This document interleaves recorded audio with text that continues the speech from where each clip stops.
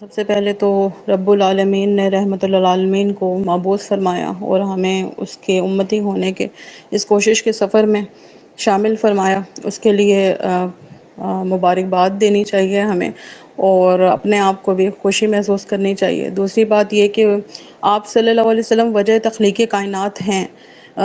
اس کو کس طرح ایڈریس کرنا ہے؟ اور وہ لوگ جو کہتے ہیں کہ میلاد جو ہے وہ بدعت ہے، بدعت حسنہ ہے، جو بھی ہے، اور یہ کہ اللہ تعالیٰ میلاد آسمان پر بنا مناتا ہے، اس چیز کو، اور آپ صلی اللہ علیہ وسلم کا سایہ زمین پر پڑتا تھا یا نہیں پڑتا تھا، اس کو کیسے ایڈریس کرنا ہے؟ ان سب چیزوں میں مجھے آپ کی رہنمائی چاہیے.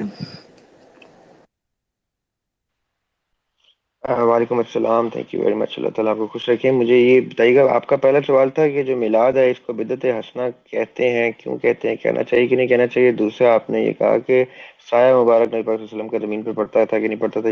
اور تیسرا سوال کیا تھا آپ کا اس سے پہلے؟ آپ صلی اللہ علیہ وسلم وجہ تخلیق کائنات ہیں، جی ایڈریس کیسے؟ اچھا جی، خوبصورت سوال ہے آپ کا جو تیسرا سوال ہے، کیونکہ میں ذاتی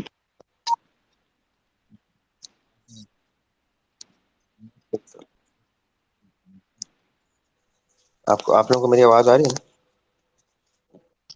نا؟ جی سر، کلیئر ہے.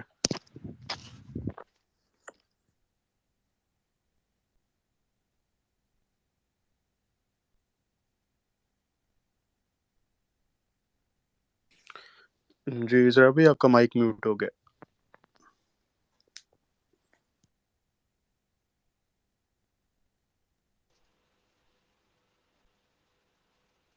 ہیلو جی سر، اب کلیئر ہے. کیا آئی آواز؟ الحمد للہ. اچھا جی، آقا علیہ الصلوۃ والسلام وجہ تخلیق کائنات ہیں. میں ایک چیز کو تیسرے سوال سے میں اس لیے شروع کر رہا ہوں کہ یہاں سے آگے آپ کے دونوں سوالوں کی طرف چلے جائیں گے. دیکھیں، میں ذاتی طور پہ اس چیز کو مانتا ہوں، بیشتر علماء کا اختلاف ہے اس بات پہ کہ ایسی کوئی دلیل موجود نہیں جس سے یہ ثابت ہو کہ آقا علیہ الصلوۃ والسلام وجہ تخلیق کائنات ہیں.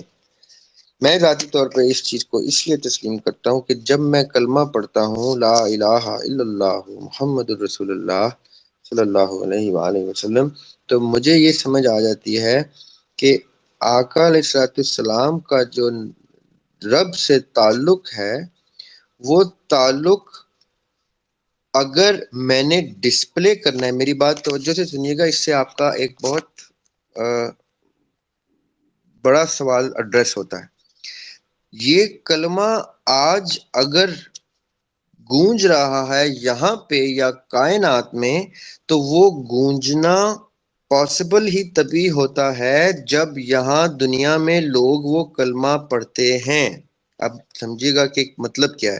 اگر یہ دنیا تخلیق نہ ہوتی تو یہ کلمہ پڑھنے والے ذریعہ ہاشمی جیسے 2-2.5 ارب لوگ یہ گونج کیسے اٹھاتے؟ تو وجہ تخلیق کائنات کا مطلب یہ ہے کہ اس کلمے کو گونجنے کے لیے دنیا کی ضرورت ہے.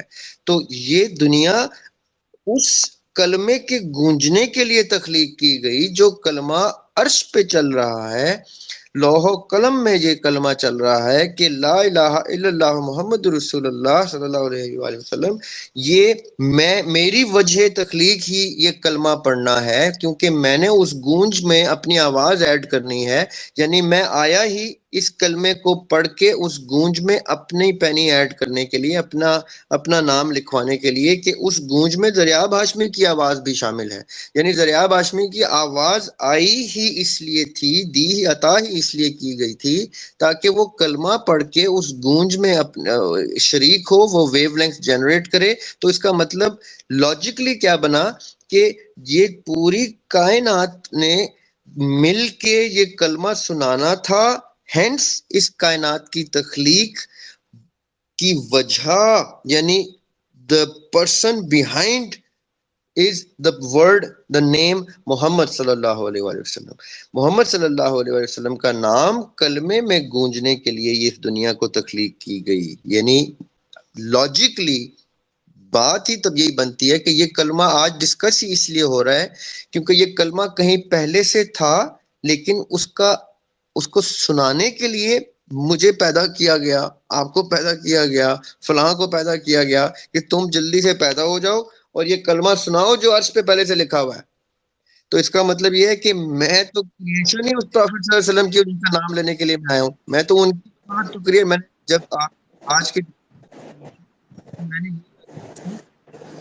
کائنات ساری جو ہے وہ اس امر کو دیکھنے اور اس کی شہادت اور گواہی دینے کے لیے پیدا کی گئی کہ لا الہ الا اللہ محمد الرسول اللہ۔ یہ ساری کائنات شاہد ہے اس چیز کی، شہادت دیتی ہے اس چیز کی، اس لیے یہ یہاں پہ موجود ہے، ورنہ یہ اگر موجود نہ ہوتی تو اس کلمے کو پڑھنے اور اس کی گواہی اور شہادت دینے کے لیے کون ہوتا۔ یہ تو ہو گیا آپ کا تھرڈ کوشچن۔ اب جب اتنی سر کیا یہ نورم من نور اللہ کو ویریفائی کرتا ہے؟ یہ آپ کا یہ والا جو آرگیومنٹ ہے نورم من نور اللہ کو بھی ویریفائی کرتا ہے، جس پہ کفر کے فتوے لگا دیتے ہیں اگلے سب فرقے والے؟ یہ ہے اس میں ڈفرنس یہ ہے کہ وہ وحدت الوجود اور وحدت الشہود کے چیپٹر میں آتا ہے، وہ ہم پھر ویسے کسی دن ڈیٹیل میں ڈسکس کریں گے، لیکن اس میں ڈفرنس یہ ہے کہ وہ یہ اس کانسیپٹ کا مطلب، میں اپنی رائے نہیں دے رہا، پلیز یہ بات توجہ سے سنیے گا سارے، میں خالی وہ چیز ڈیفائن کر رہا ہوں جو جیسے تحریر کرتا ہے۔ وہ کانسیپٹ یہ کہتا ہے کہ جو کچھ بھی موجود ہے، from wind to photons of light to anything that exists in the noor of Allahu nur as-samawati wal ard، یعنی everything is a part of the noor of God۔ تو اس میں شرک کا ایلیمنٹ جو ڈیزائن کرتے ہیں، ڈیرائیو کرتے ہیں، وہ اس طرح کرتے ہیں کہ یہ کہنے سے آپ نے اپنی ذات کو اور کسی بھی چیز کو گاڈ کی اینٹی میں شریک کر دیا، ہینس آپ نے شرک کر دیا، اس لیے آپ نور من نور اللہ نہیں کہہ سکتے۔ اب بات یہ ہے کہ میں ابھی جو، کیونکہ ٹاپک یہ نہیں ہے، تو میں ابھی جو گفتگو کر رہا ہوں وہ یہ ہے کہ ہم کلمہ پڑھ رہے ہیں ثابت کرنے کے لیے کہ ہم آئے ہی دنیا میں یہ کرنے تھے، ہمارا تو مقصد ہی اس کلمے کو ویریفائی کرنا تھا۔ تو اس کا مطلب ہے وہ کلمہ جس میں اللہ سبحانہ وتعالیٰ اور آقا علیہ الصلوۃ والسلام کا نام آتا ہے، اس کی وجہ سے یہ ساری چیز کریٹ کی گئی ہے، یعنی اس کی بدولت ہے، ہینس وی آر مرہون منت آف دا کلمہ۔ اگر کلمہ کی گونج کی کہ اللہ تعالیٰ چاہتے نا کہ کلمے کی گونج ہو تو ہم پیدا ہی نہ ہوتے، کلمہ ویسے ہی گونجتا رہتا کسی اور رخ میں، کسی اور طریقے سے۔ ہمارے تھرو جو گونجنا تھا تو مطلب ہے کہ ہماری کریشن ہی صرف اللہ کی وحدانیت کو اور آقا علیہ الصلوۃ والسلام کی ایگزسٹنس کو ٹیسٹیفائی کرنے کے لیے ہم آئے۔ یہ وحدت الشہود کا کانسیپٹ ہے جو میں ابھی آپ کو بتا رہا ہوں کہ ایک واحد ذات اللہ کی ہے اور شاہد وہ ساری کائنات جو ہے وہ اس کی شہادت دیتی ہے کہ اللہ تعالیٰ ایک ہے، یہ وحدت الشہود ہے۔ وہ جو دوسرا شرک والا جس کے اوپر فتویٰ دیا جاتا ہے وہ وحدت الوجود پہ دیا جاتا ہے۔ تو یہ دونوں تھوڑے سے ڈیفرنٹ ہیں، لیکن یہ ہے کہ آپ کے تھرڈ کوشچن کا جواب وحدت الشہود میں فال کرتا ہے۔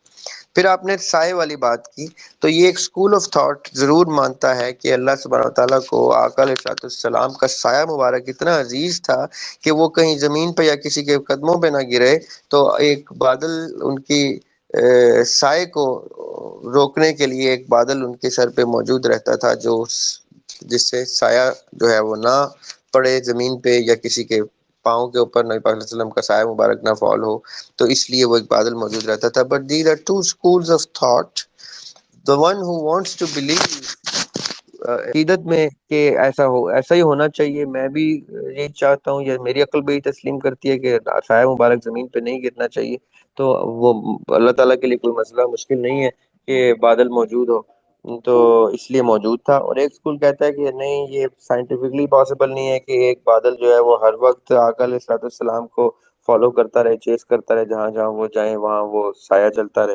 تو اس لیے there are two schools of thought. Whoever wants to believe school A can believe school A، and کیونکہ اس میں عقیدے سے کوئی عقیدہ ڈیمیج نہیں ہوتا آپ کا، تو آپ کا دل جو کرے آپ اس کو مان لیں۔ تیسری بات جو ضروری بات آپ نے کی میلاد والی، وہ آپ نے کہا کہ یہ بدعت ہے، تو وہ بدعت اس لیے ہے، دیکھیں بدعت کی جو ڈیفینیشن ہے وہ یہ ہے کہ دین میں کسی قسم کی ایسی ایڈیشن کی جائے جو سنت میں سے ثابت نہیں ہوتی، اور سنت کے بعد اگر خلفائے راشدین یا اصحاب نبی صلی اللہ علیہ وسلم سے ثابت نہیں ہوتی تو آپ اصحاب کی بھی پریکٹس میں نہیں دیکھ رہے، سنت میں بھی نہیں ہے، قرآن میں بھی کہیں موجود نہیں ہے، تو اگر آپ دین میں اس کو ایز اے ریچول ایڈ کر دیتے ہیں، اس کو دین کی پریکٹس کا طریقت کا حصہ بنا دیتے ہیں، تو اس دین کی جدت کو بدعت کہا جاتا ہے۔ اس لیے بدعت حسنہ ورڈ یوز کیا جاتا ہے کہ یہ بدعت تو ہے لیکن بری بدعت نہیں ہے، اس میں کوئی برائی نہیں ہے کہ ہم میلاد مناتے ہیں، تو اس لیے وہ بدعت حسنہ کہتے ہیں اس کو۔ لیکن ذاتی طور پہ میں اگر آپ مجھ سے پوچھیں تو میں اپنے بچوں کی بھی برتھ ڈے سیلیبریٹ کر لیتا ہوں کہ چلو برتھ ڈے کر لو، پچھلے دنوں میری بھی انہوں نے سیلیبریٹ کی گھر والوں نے، تو میں نے کہا کوئی مسئلہ نہیں، کیک کاٹ لیتے ہیں۔ تو اگر میں اپنی برتھ ڈے سیلیبریٹ کر لیتا ہوں یا اپنے کسی ڈیسیزڈ فیملی ممبر کی برتھ ڈے سیلیبریٹ کرتا ہوں تو اس میں کوئی حرج نہیں ہے کہ میں لیکن بات با مقصد ہونی چاہیے کہ اگر ہم 12 ربیع الاول کے دن آقا علیہ السلام کی کہ سالگرہ، میں نے دیکھا ہے یہاں پہ تو کیک کاٹے جاتے ہیں اور رقص ہوتے ہیں اور محفلیں ہوتی ہیں، عجیب عجیب سلسلے ہوتے ہیں، نعوذ باللہ استغفر اللہ۔ میں اس کے ضرور خلاف ہوں کہ اگر آپ نے نبی پاک صلی اللہ علیہ وسلم کی ہستی کو ڈسکس کرنا ہے 12 ربیع الاول کو تو میننگ فل اور با مقصد گفتگو کریں، ان کی سیرت مبارکہ ڈسکس کر کے اپنے آپ کو اس پہ ڈھالنے کی کوشش کریں، اس ڈائریکشن میں جانے کی کوشش کریں۔ ویسا تو ہم نہیں بن سکتے تو اس طرف منہ تو کر سکتے ہیں، ڈائریکشن تو کر سکتے ہیں، یہ تو کہہ سکتے ہیں کہ امتی نہیں ہے، ریپرزینٹیو نہیں ہے کوئی سے بھی، ہم امتی بننے کے راستے پہ چل رہے ہیں۔ تو یہ 12 ربیع الاول کا دن سیلیبریٹ ضرور کرنا چاہیے، but with true spirit celebrate کرنا چاہیے۔ جس طرح سے یہ آج کل ہوتا ہے ڈھول ڈھمکوں سے اور اتنا شور شرابہ کر کے اور اتنے پٹاخے بجاتے ہیں، یہ کہ لگتا ہے کہ جنگ شروع ہو گئی ہے۔ تو ہم 11 اسلام آباد میں رہتے تھے تو وہ ہمارے بہت قریب یہ گولرا والی سائڈ آتی تھی، وہ ابھی بھی آج رات بھی ایسا کچھ نعوذ باللہ استغفر اللہ شور شرابہ ہونا ہے وہاں پہ فجر تک کہ آپ وہاں پہ سونے کی تو گنجائش ہی کوئی نہیں، چاہے آپ بیمار ہیں چاہے آپ کو موت آ رہی ہے، آپ نے وہ برداشت کرنا ہے جی، کیونکہ وہ ان کا ایک ریچول ہے۔ تو میں اس چیز کے خلاف ہوں کہ اگر آپ کا نیبر بھی ڈسٹرب ہو رہا ہے تو ہمسایوں کے حقوق وائلیٹ ہوتے ہیں۔ آپ ضرور محفلوں کا انعقاد کیجئے لیکن ان محفلوں کو سلجھی ہوئی محفل رکھیں، با مقصد رکھیں، گفتگو کریں اور اپنے آپ کو جگائیں، جھنجھوڑیں کہ ہم جس نبی کی امتی ہونے کی کلیم کرتے ہیں ہم ان سے دور دور تک اس کی مشابت نہیں ہے ہمارا، ہم کہیں سے بھی کسی کونے سے نہیں لگتے۔ تو میلاد ضرور کیجئے لیکن اس طرح نہ کیجئے کہ وہ کوئی ریچول بن جائے، اس کو دین کے طریقت کا حصہ نہ بنائیں، کیونکہ آقا کے وصال کے بعد یہ اہل بیت نے بھی کبھی کہیں سے ان کی پریکٹس سے بھی یہ ہماری کتب میں ہسٹری میں نہیں آتا، اور اصحاب کی پریکٹس سے بھی میں کہیں پہ کتب میں نہیں آتا کہ ایسا کوئی باقاعدہ ریچول کی صورت میں اس کو عید کی طرح، جیسے عید الفطر ہے اس طرح عید میلاد ہے، کوئی ایسا کوئی کانسیپٹ ٹیکنیکلی ہسٹوریکلی ایگزسٹ نہیں کرتا۔ ہاں اگر آپ کرتے ہیں تو اس میں کوئی حرج نہیں ہے، لیکن انسانوں کے طریقے سے کریں، ان ہمسایوں کے حقوق کو وائلیٹ نہ کریں، اچھے طریقے سے کریں تو بڑی خوبصورت بات ہے۔ I am in favour of that. جی سر، جزاک اللہ خیر۔ میرا خیال ہے آج بھی ہم یہی کر جی رہے ہیں، کیوں نبیل بھائی؟ آج بھی بیسیکلی ہم آقا علیہ السلام کی ہستی اور سیرت مبارکہ کی ڈسکشن کر کے ہم 12 ربیع الاول کے ایسنس کو ہی ڈسکس کرنے کی کوشش کر رہے ہیں۔ یہ اس سے زیادہ کیا خوبصورت عید میلاد النبی ہوگا؟ جی سر ایبسلیوٹلی، اسی لیے اس رات کو میں نے کہا تھا کہ یہ رات بیسٹ رہے گی۔